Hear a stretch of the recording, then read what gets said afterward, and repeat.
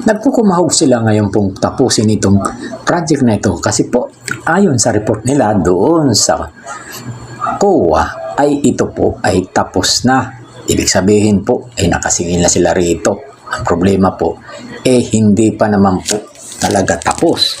Totally hindi pa dahil wala pa po sa kalahati yung natatapos nila. At ito po sa pagmamadali nila, kumuha na po sila ng mga kontraktor at mga bagong kontraktor para mapabilis po at may maisumiti sila pagdating ng inspeksyon.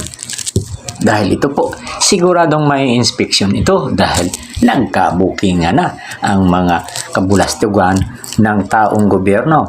Particular na po ng DPWH kasi po, project po ito ng DPWH. At siyempre, sangkot po dito ang congressman dito po sa nasasakupan itong distrito. Ito po ay dito yan sa Samar at ang lugar po o location po ng kinatatayuan ay Barangay Tatabonan, bayan po ng Talalora, Western Samar. At ito po ay narito sa gitna ng kabukiran.